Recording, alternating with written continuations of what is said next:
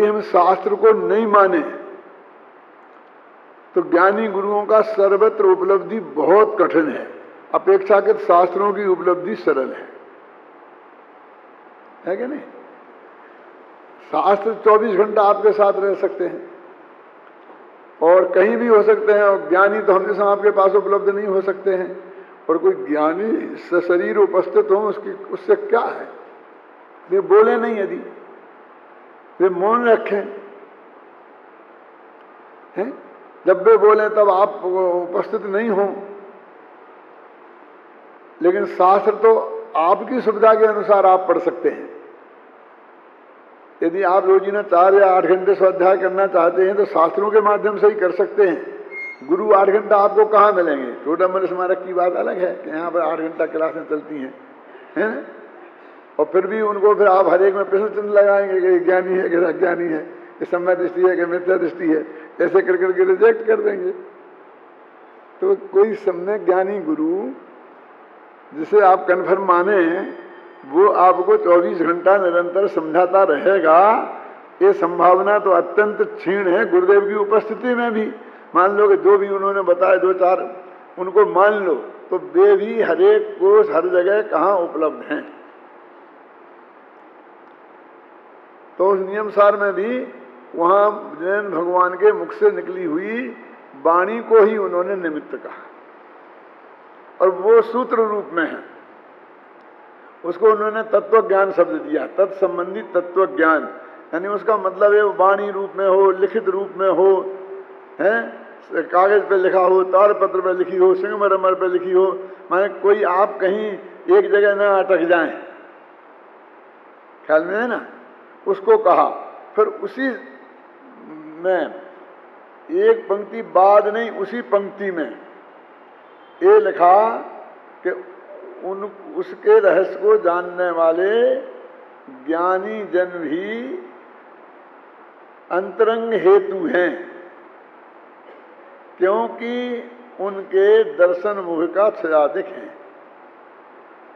क्षयोपम उपसम, वो तो चौथे काल की अपेक्षा की बात है ना, कि उनके हैं और उसके अंतरंग कहा। लेकिन यहाँ तो कहा कि ये क्षयाधिक निमित्त हैं, और वहाँ लिखा उपचार से।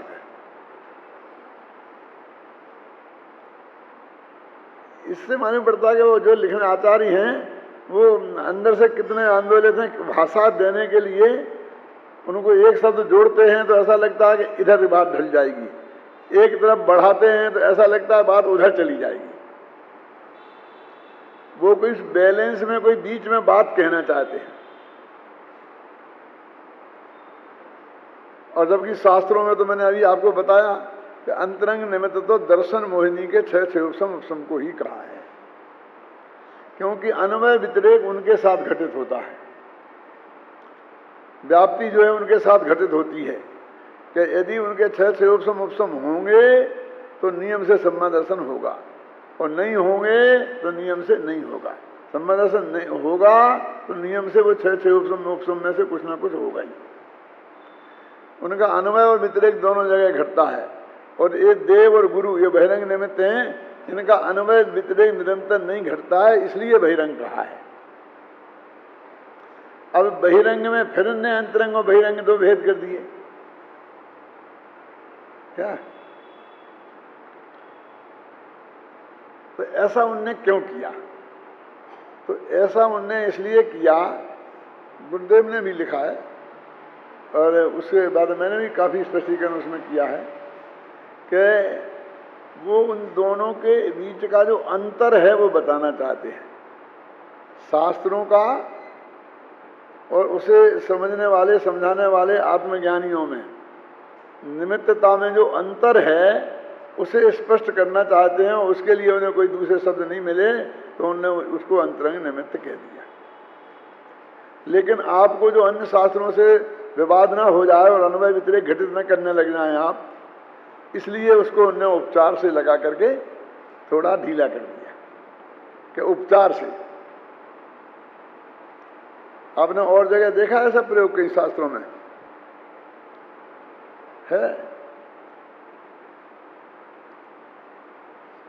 सब श्रावकाचारों में होगा, सतंगम श्रावकाचार में तो स्पष्ट है कि दिग्वृत्त की मर्यादा के बाहर उनके अनुवृत्त महावृतायते, महावृत्त जैसे हो जाते हैं, महावृत्त हो जाते हैं। है, याद है, पढ़ा कभी? फिर कहता हूं सुनो, वो कहते हैं दिग्वृत्त की मर्यादा। दिग्वृत्त की मर्यादा समझ गए ना कि हमने नियम ले लिया कि हम सारी हिंदुस्तान के बाहर नहीं जाएंगे सारी जिंदगी।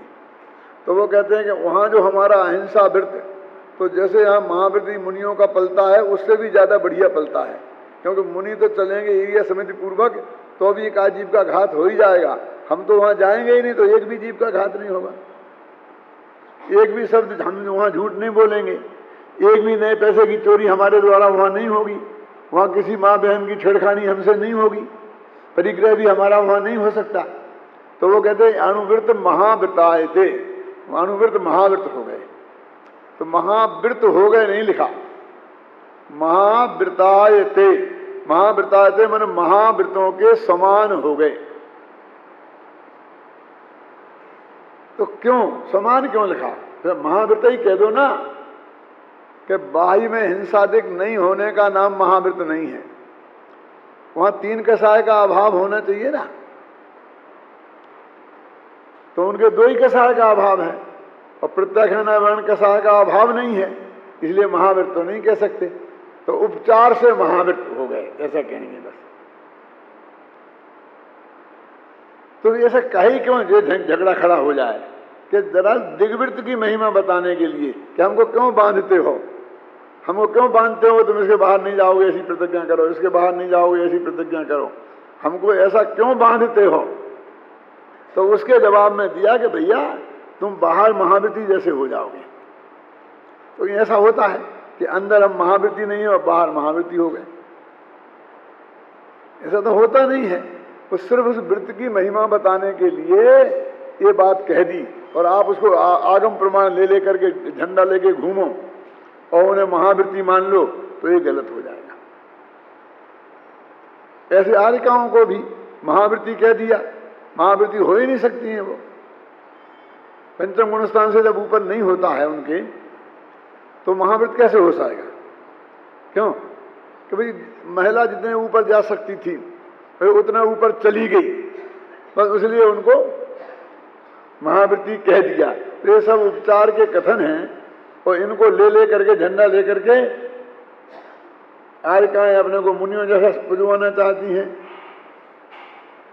और ऐसे कहीं कहीं जो जिस अपेक्षा से जो बात कही है उसको नहीं समझकर और अपने मन का अर्थ करना वो अच्छा नहीं है। तो उसमें क्या कहा कि अंतरंग और बहिरंग, ऐसा कह के जिनवाणी से जो तत्वज्ञानी गुरुओं में अंतर है वो बताने की कोशिश की है। तो क्या अंतर है? ये अंतर तो मैंने अभी आपको बता दिया कि जिनवाणी 24 घंटा आपको उपलब्ध है?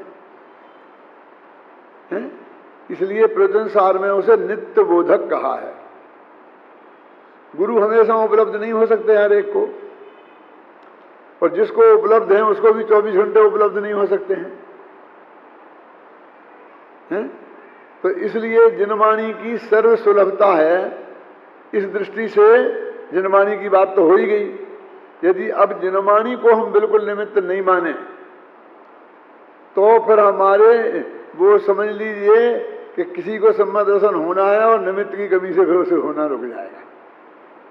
अपने का निमित्त तो हमेशा हाजिर रहता ही है ना, तो कोई ज्ञानी गुरु कहाँ से हाजिर रहेगा हमेशा? लेकिन जिनवाणी तो हमेशा हर जगह हाजिर रहेगी ना। अभी बहुत से लोग जो अपने यहाँ बोलते हैं ना, तो कि भाई अपने गुरुदेव को कौन गुरु थे? क्योंकि जब थानकवासी संप्रदाय में पैदा हुए तो अपनी दिगंबर मान्यता के अनुसार वहाँ तो सम्मा दर्शन सहित पैदा होने का सवाल ही नहीं है। वैसे ही पंचम काल में यहाँ सम्मा दर्शन सहित पैदा नहीं होते हैं। और 8 वर्ष की उम्र के बाद कोई ऐसा गुरु ज्ञानी उनके अपन आता नहीं है जो कहते अपन कैसे हुआ फिर? तो फिर अपन यही तो कहेंगे जिनवाणी को समय सार पढ़ के हुआ। अब उससे बचने के लिए वो पहले भव का वो याद आ गया, स्मरण हो गया, और फिर वो सारी हम कहानी को गढ़ते हैं क्या? लेकिन भाई आगम से हो सकता है। एक तो ये बात है, मेरा मतलब समझ गया ना, वो जो बात कही जाती है वो भी सत्य होगी, उसमें मुझे कोई प्रश्न चिन्ह नहीं लगाना है। मैं तो सिर्फ ये कहता हूं कि यदि इस वजह से आप उधर की तरफ जा रहे हैं तो घबराने की जरूरत नहीं है, क्योंकि हर एक को अपने लिए समदृष्टि घोषित करने के लिए एक कहानी गढ़नी पड़ेगी कि मैं भी वहीं किसी तीर्थंकर के समोषण में था और मुझे भी जाति स्मरण हो गया, है ना, नहीं तो वो समदृष्टि नहीं कहलाएगा। तो मुझे उनकी उस बात में कोई एतराज नहीं है, लेकिन उसकी वजह से एक जनरल रास्ता है, खुला है। मैं खुला रखना चाहता हूं ऐसा नहीं, जिनवाणी के हिसाब से खुला है उसकी तरफ मैं ध्यान आकर्षित कर रहा हूं। बहुत लोगों को ऐसा लग सकता है कि ये उनकी उस बात का विरोध करने के लिए ये बात कह रहे हैं। वो तो नियम सार में लिखा है, उसका अर्थ समझा रहा हूं मैं। तो फिर उन्होंने उसको अंतरंग क्यों कहा? तो उन्होंने कहा कि जिनवाणी में सहज सुलभता होने पर भी उसका अर्थ निकालना उतना सहज सुलभ नहीं है।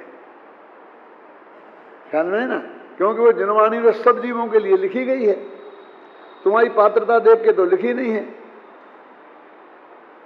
वो तो प्राकृत भाषा में लिखी है, संस्कृत में लिखी है।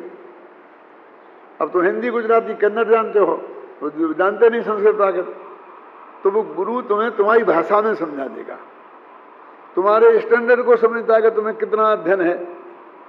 तुम कहोगे मैं शास्त्री हूं, तो आपकी प्रश्न का जवाब अलग तरीके से दिया जाएगा। इतना ही कह देंगे हम कि अन्वय व्यतिरेक नहीं घटता, इसलिए बात खत्म। क्यों? और जो नहीं है, बिल्कुल जीरो स्वाध्याय है, वो क्या जाने अन्वय, क्या जाने व्यतिरेक, तो उसको उस तरीके से समझाना पड़ेगा। तो गुरु की दूसरी बात यह है कि वो आपकी पात्रता के हिसाब से समझा देगा। तीसरी बात यह है कि जिनवाणी में बनबे ट्रैफिक है कि हम उनसे पढ़ तो सकते हैं, लेकिन उससे कोई पूछ नहीं सकते, समझ में नहीं आए तो। फिर गुरु से हम पूछ भी सकते हैं, उसे चर्चा नहीं कर सकते हैं, गुरु से तत्व चर्चा भी कर सकते हैं। तो इनकी अपेक्षा गुरु की निमित्तता से होना की संभावना ज्यादा है। तो इतना अंतर बताने के लिए उसे अंतरंग कह दिया, वैसे कोई अंतर नहीं है। ऐसा गुरुदेव ने भी लिखा है, उनको भी, उनका कोटेशन भी मैंने लिखा है, और मैंने भी ये सब बात वहां विस्तार से समझाई है। दोनों में से कोई एक एकांत मानने से तकलीफ खड़ी होती है, क्योंकि जिनवाणी की निमित्तता से इंकार हो जाता है। गुरु पे यदि एकदम उनके माध्यम से ही होगा, ज्ञानी गुरु के बिना होगा ही नहीं, तो वो निमित्तता खत्म हो जाती है जो है शास्त्र में। समझ में आई ना आपकी में? फिर क्या होगा कि हम आप स्वाध्याय बंद करके ज्ञानी गुरु खोजते फिरे वही। अभी आप क्या करेंगे कि यदि आपको संबोधन चाहिए तो जिनवाणी सब मौजूद है, गहराई से अध्ययन करने की तरफ जाएंगे, और फिर कहेंगे तो इससे पढ़ने बढ़ने से तो कुछ होता नहीं है, इसलिए चलो ज्ञानी गुरु को खोजो। और ज्ञानी गुरु तुम्हें मिल नहीं सकते। क्यों नहीं मिल सकते? कि एक तो लेयर है, वो कल दादा ने बताए थे ना, जय जय पंडित उपसमी क्षयोपसमी तिनकी अवस्था तो लोहार की संडासी है, क्षण माही आग माही, क्षण माही पानी माही, ये अवस्था होती रहती है। देखो, छायक संबंधन तो पंचम काल में होता नहीं, और उपसम सम्यक दर्शन जब सबसे पहले होता है ना, तभी वो होता है जिसमें वो कैन लब्धि होती है, और उसका अंतर्मुहूर्त काल है। तो उपसम सम्यक दृष्टि की तो निमित्तता संभव ही नहीं है। वो तो उपयोग बाहर आते ही या तो मिथ्यात्व हो जाएगा, या छायक उपसम सम्यक दृष्टि हो जाएगा, या छायक वाला हो जाएगा। अंतर्मुहूर्त भी बहुत, उन्होंने कहा क्षणमाई, तो एक क्षण का भी अंतर्मुहूर्त होता है। तुमको क्षणमाई कैसे लिख रहे? उसका जघन्य काल तो अंतर्मुहूर्त है ना, संयोगसम का उत्कृष्ट भी। तो अंतर्मुहूर्त क्षण, एक क्षण का भी अंतर्मुहूर्त होता है। अब असली बात रह गई क्षयोपसम वाले, और क्षयोपसम वाले की ये दशा बताइए, वो बार बार थोड़ी उसे कैन लब्धि करनी पड़ती है। एक दफा उपसम संबंधन हो गया, फिर क्षयोपसम हो गया, तो वो मिट जाता है और हो जाता है, मिट जाता, उसे बार बार लब्धि उसमें नहीं, कैन लब्धि में नहीं जाना पड़ता। तो ऐसी गुरु की उपलब्धता कठिन, फिर ये निर्णय करना कठिन कि इसे अभी संबंध दर्शन है कि नहीं, जब ये हमें समझा रहा। पहले के संबंध दर्शन से काम चल जाएगा कि बाद के से चल जाएगा? आप तो कहो कि नहीं होना चाहिए, तो अभी उसका निर्णय करना संभव नहीं है। और अज्ञानी के पास ऐसी कसौटी ही नहीं है कि वो समझ सके। वैसे तो केवली ज्ञान कम है, और कोई ज्ञानी जान भी ले, लेकिन ऐसा बैठा होगा तो थोड़ी जान लेगा ज्ञानी। कुछ बोलेगा, कुछ उसका कोई चीज देखेगा, उससे ही तो अनुमान करेगा ना। शकल से थोड़ी कोई ज्ञानी पहचान सकते हैं कि ये संबंध दृष्टि है, ये मिथ्या दृष्टि है। क्या गुरुदेव के बारे में भी यही आता है कि जिन जिनको उनने कहा, शायद बहुत सरल आदमी थे, उनको दिखी पात्रता कि बिल्कुल ऐसी परिणति दिख रही संबंध दृष्टि जैसी, उन्हें हाँ कह दिया। फिर कहीं दूसरे चौथे दिन, महीना 2 महीना, साल 2 साल बाद उनको कोई परिणति ऐसी दिखी कि जिसके हिसाब से नहीं होना चाहिए था, तो उन्होंने ना भी कह दिया फिर। और फिर परिणति वैसी दिखी तो फिर भी हाँ कह दिया। ऐसे कई उदाहरण हैं कि कईयों के बारे में कई दफे उन्होंने हाँ और ना कहा, और इसलिए वहां एक ऐसा बहुत बड़ा भय का वातावरण रहता था।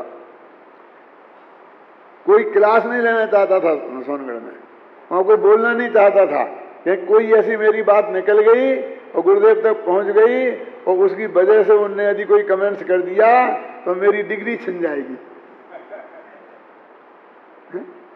तुम्हारी शास्त्री हो गए ना, अब जिंदगी में वो डिग्री छिनने वाली नहीं है तुम्हारी एक गलती से, लेकिन वो तो ऐसी है कि किसी समय भी छिन सकती है, किसी समय भी आ सकती है।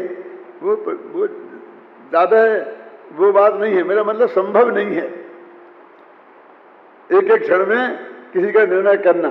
तो वो ज्ञानी गुरु की पे ही हम ज्यादा वजन दे देंगे, उसके बिना नहीं होगा। तो फिर आप ढूंढते फिरो, और अज्ञानी ज्ञानी गुरुओं को कैसे खोज लेगा? ढूंढोगे तो तुम, कैसा वो कोई ज्ञानी बताएगा, तो वो ज्ञानी है पहले उसकी तो नक्की करो। क्यों? और उसका नक्की कैसे करोगे? क्योंकि क्षण माही आग माही, क्षण माही पानी माही। तो कौन से चिन्ह है? कैसा वो प्रसन्न संवेग आस्तिक को अनुकंपा, बहुत स्थूल बातें हैं, आप समझे ना। उनके आधार पर हम निर्णय कर लेंगे। ऐसा वो द्रव्यलिंगी मुनि होता है ना, उसकी वाणी में एक अक्षर की गलती नहीं होती है, और उसका आचरण इतना निर्मल होता है कि तुम उसे कैसे निर्णय करोगे कि मिथ्या दृष्टि है?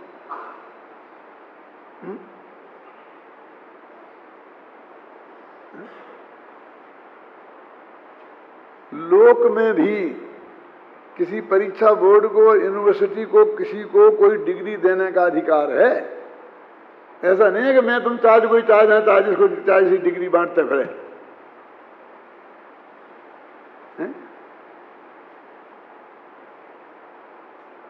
तो इसलिए यदि हम एक मान लेंगे तो हमारा जो प्रयत्न है वो स्वाध्याय में लगना चाहिए, जिसके लिए 86वीं गाथा में प्रवचनसार में कहा है ना, क्या तत्वार्थ को जो जानते प्रत्यक्ष आजिन शास्त्र से दीर्घ मोह क्षय हो, इसलिए स्वाध्याय करना चाहिए। इसकी प्रेरणा खत्म हो गए और फिर बस भागते फिरो, दौड़ते फिरो यहाँ वहाँ ज्ञानियों की खोज में। क्यों? क्षण क्षण में शंका होगी, कोई उन्हें ज्ञानी कहेगा, कोई उन्हें अज्ञानी कहेगा, ये कोई ये कहेगा, कोई ये कहेगा, ख्याल में आई ना, तो ये गलत प्रवृत्ति हो जाएगी। और यदि ये नहीं बताते उन्हें अंतरंग निमित्त, फिर यहाँ क्यों कह रहे? वो इसलिए कह रहे हैं कि यदि सद्भाग्य से तुम्हें ज्ञानियों का सत्समागम है तो तुम्हारे चांस अकेले स्वाध्याय करने वाले की अपेक्षा बहुत कुछ बढ़ जाते हैं। ख्याल में है ना, बहुत कुछ बढ़ जाते हैं।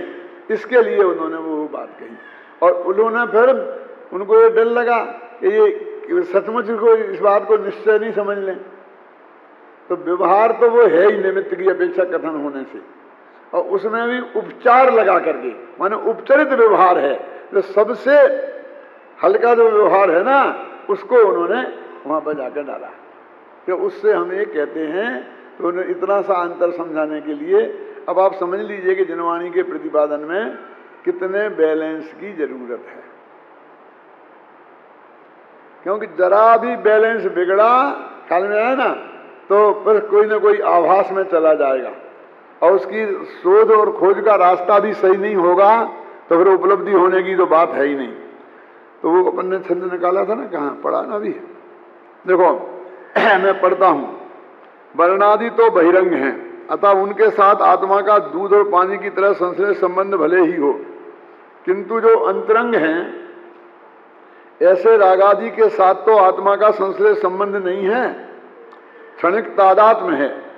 अतः यहां तो अशुद्ध निश्चय न कहना चाहिए, व्यवहार क्यों कहा जा रहा है? ऐसा नहीं है, क्योंकि द्रव्य कर्म का जीव के साथ जो संबंध है वह असद्भूत व्यवहार न से है, क्योंकि वो परद्रव्य है ना, उसकी अपेक्षा तारतम्य दिखाने के लिए, उससे भिन्न दिखाने के लिए रागादि भावों को अशुद्ध निश्चय नय में लिया है। परंतु वास्तव में तो शुद्ध निश्चय नय की अपेक्षा अशुद्ध निश्चय नय भी व्यवहार ही है। उक्त कथन का यही भाव है, भावार्थ है। देखो ऐसा स्खलन पांडे राजमल जी जैसे विद्वानों से हुआ है, जिनकी कलश टीका की गीत गाते गुरुदेव थकते नहीं है। क्यों हुआ कि अकेला ये जो कथन है ना, बस अकेला परम शुद्ध निश्चय नय ही नय निश्चय नय है, और इन तीन नयों को उनने किसी अपेक्षा निश्चय ही नहीं माना। जबकि समय सार आदि सब ग्रंथों में, नए चक्र आदि ग्रंथों में, नए चक्र में ये लिखा है कि हमने ये समय सार के आधार पर नए चक्र लिखा है।